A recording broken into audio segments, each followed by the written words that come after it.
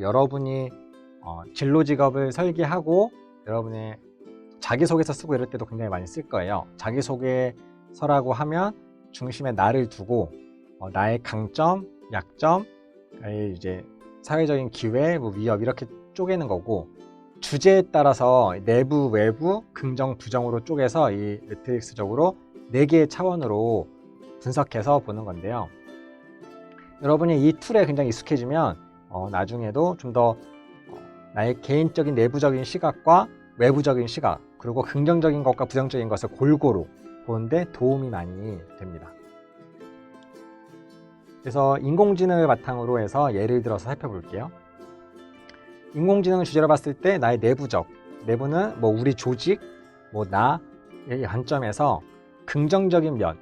그래서 보면 인공지능 때문에 전자제품을 사용하는데 굉장히 편리하다. 그리고 인공지능 자체가 내가 관심 있는 분야다.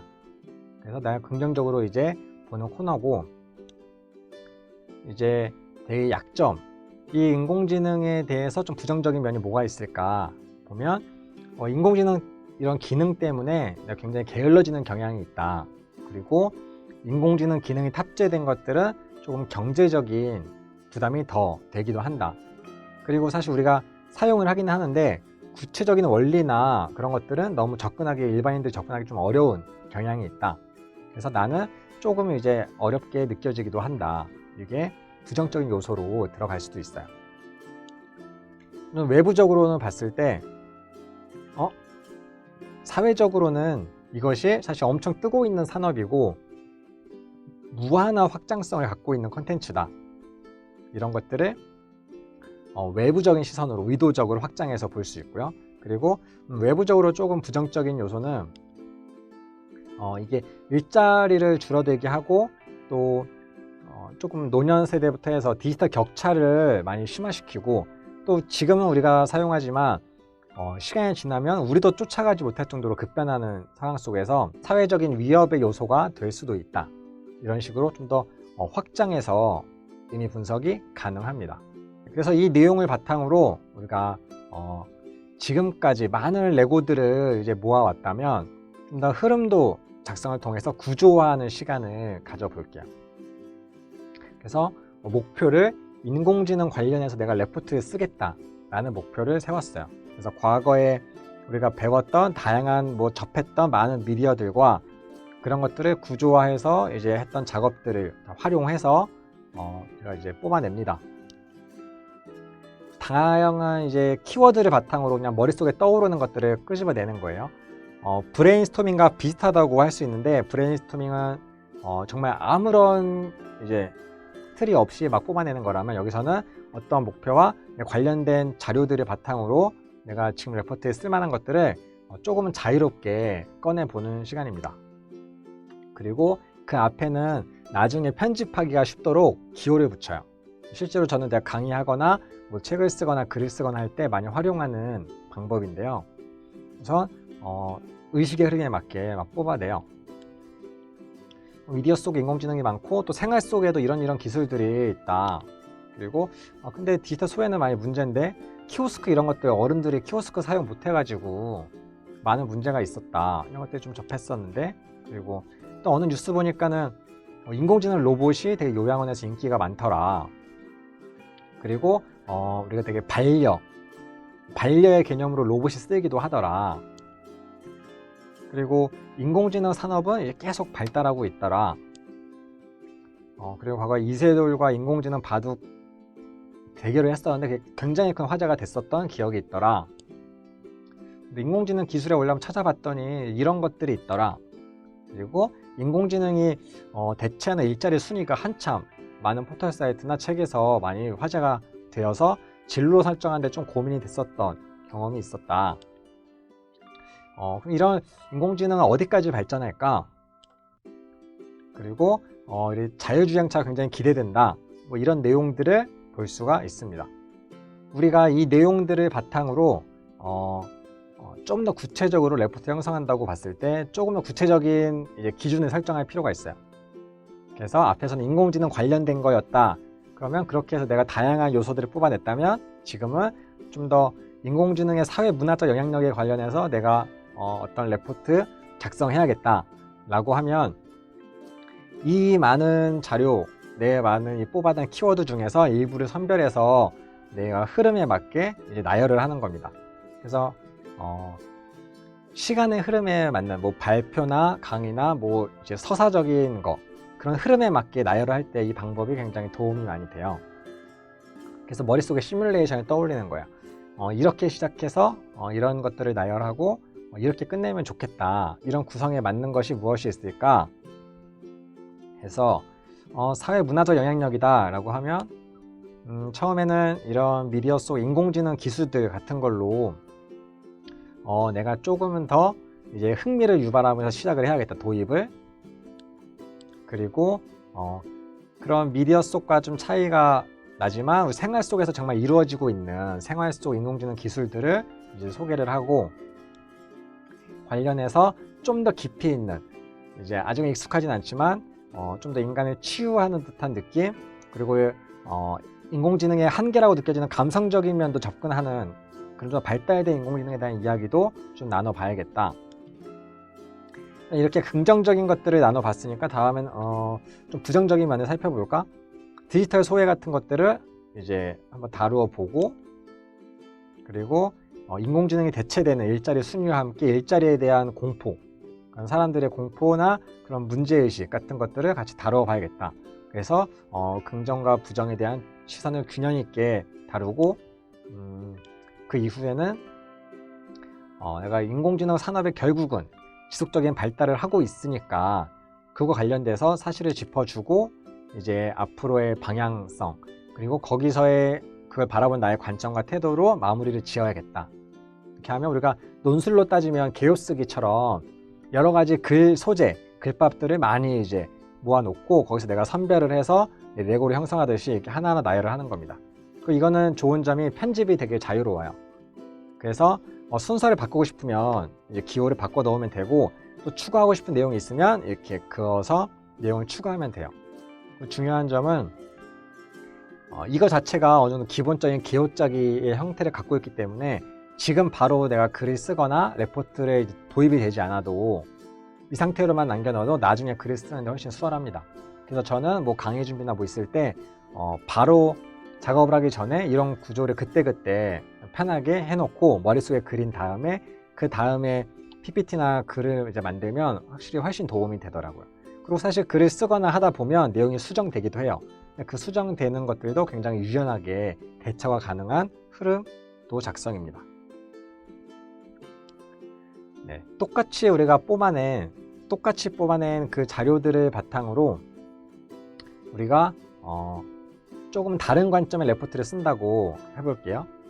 그래서 인공지능의 기술 발달의 한계와 극복 방향. 아까가 좀 더 문과스러운 사회 문화적인 면에서 봤다면, 이건 좀 더 과학의 입장에서 보는 이제 그런 주제의 레포트라고 볼게요. 그럼 거기서는 이제 어떻게 구성이 다르게 가능한가?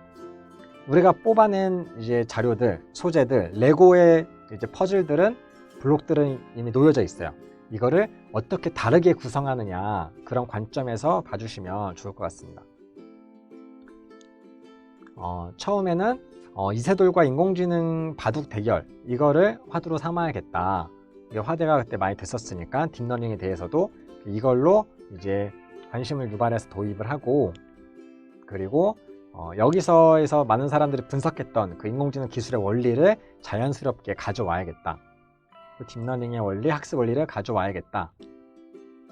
그리고 이를 바탕으로 인공지능 산업이 계속 발달하고 있는 생태계를 다루고, 이세돌 이후에 이제 많은 이제 바둑 선수들이 인공지능과 대결을 했지만 이기지 못했고 오히려 더 쉽게 깨졌다. 그러니까 이세돌을 한 번 이겼는데 그게 거의 이제 최후의 인간의 승리로 많이 다뤄지기도 한다.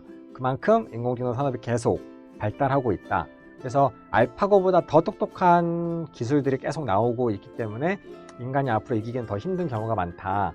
이런 것들에 대해서 이제 계속 이야기를 나눠야겠다.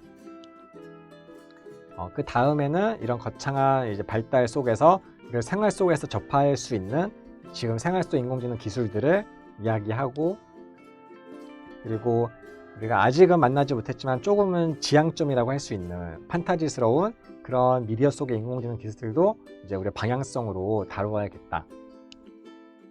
또 이를 통해서 내가 가장 관심 있고 좋아하는 내가 운전을 조금 하기 힘들어하고 싫어하는데 자율주행차 문제에 대해서 다루어야겠다. 이런 자율주행차 문제가 실질적으로 기술과 다른 사회 윤리적인 문제, 그리고 인공지능의 딜레마에 대한 문제, 선택의 문제를 다루고 있기 때문에 이게 많은 한계와 이제 그런 것들을 다루고 있으니까 이거를 마지막에 소개하고, 여기서의 이제 앞으로의 방향성과 나의 관점을 어필하면서 마무리 지어야겠다.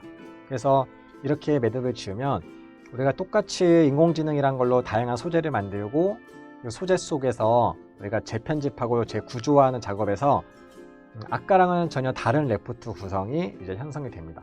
그래서 우리가 키워드 중점적이기 때문에 실제로 살을 붙이면서는 좀 다른 내용을 추가할 수도 있어요. 하지만 이 뼈대를 만드는데 이런 흐름도 작성에 따라서 구성을 미리 해두면 굉장히 큰 도움이 됩니다. 그래서 시간의 흐름에 맞게 사는 이 방법 이제 소개해 드렸고요. 다음은 이제 로직 트리라고 하는데요. 로직 트리가 논리적인 이제 나무의 의미예요. 그래서 이제 인공지능 키워드가 이제 뿌리라고 한다면 그 뿌리에서 이제 줄기부터 가지들이 조금씩 이제 확장을 해 나가는 모양입니다. 그래서 이게 한쪽으로 뻗어나가는 가지라면 이것을 사방으로 좀 더 이미지화 시키면 그 마인드맵 이제 형상과도 같다고 할 수 있어요. 이 로직 트리는 굉장히 논리적으로 이제 계속 상위 분류, 하위 분류로 나눠지기 때문에 1차 분류, 2차 분류, 3차 분류를 어떻게 하는지가 굉장히 중요합니다. 우선 여기서는 체계적으로 문화, 사회, 과학이라고 해서 문화에서는 어떤 미디어가 있고 어떤 영향을 갖고 있는지 이렇게 쪼개는 식으로 구성을 해봤는데요. 이렇게 넓게 구성한 거에서 내가 과학 관련된 레포트를 쓴다면 밑에 있는 과학 부분을 쑥 이제 떼와서 쓸 수도 있고, 사회적인 부분, 문학적인 부분, 문화적인 부분을 가져다가 좀 더 깊이 있게 구성을 할 수도 있어요. 여기서의 좋은 점은 굉장히 체계적으로 구성이 가능한 것. 체계적 구성을 하다 보면 우리가 빈자리가 생겨요. 빈자리는 좀 뭐가 없을까라고 좀 채우고 싶은 욕구가 생기게 됩니다. 그래서 그 채우고 싶은 욕구가 내 탐구 욕구로 생기면서 점점 더 의도적인 자기주도 학습과 컨텐츠를 수집하는 그런 방향성으로 나아갈 수도 있어요. 그래서 로직 트리도 여러분이 생각을 계속 나아가고 끊임없이 확장해 나가는데, 생각의 꼬리를 계속 물어 나가는데 큰 도움이 되기도 합니다. 그래서 이 로직 트리 방법도 이용하시면 좋고요. 다음은 이제 기획안 작성 코너인데요. 여러분이 공모전도 많이 하시고 실제로 어떤 창업, 대학생 창업이나 이런 것도 많이 이제 하는데, 콘텐츠 기획도 마찬가지고 기획안에 들어가는 요소들을 한번 살펴보도록 할게요. 우선 기획안에는 기획 의도, 컨셉, 목표가 메뉴 들어가요. 정말 회사에서도 굉장히 많이 기획안을 작성할 일이 있는데요. 기본 이제 컨셉을 설정합니다. 인공지능을 활용한 맞춤형 부동산 어플을 내가 만들어야겠다, 기획해야겠다 라고 해서 내 나름의 컨셉을 설정을 하고, 이 컨셉에 맞게 대상과 타겟을 명확히 설정을 해요. 그래서 방을 단기로 찾는 사람, 반려견이 되게 중요시하는 사람 등 특수한 조건의 대학생들로 내가 타겟을 구체화, 핵심 타겟을 설정을 하겠다. 그리고 이런 것과 관련된 경쟁 컨텐츠를 분석합니다. 주변의 시야를 돌리는 거죠. 비슷한 게 있는지, 비슷한 게 있다면 그 비슷한 것 사이에서 내가 차별점을 어떻게 두는지를 파악할 수 있는데요. 우리가 다른 사람과 비교하다 보면 나의 성향을 좀 더 뚜렷하게 알 수 있는 경우들이 있어요.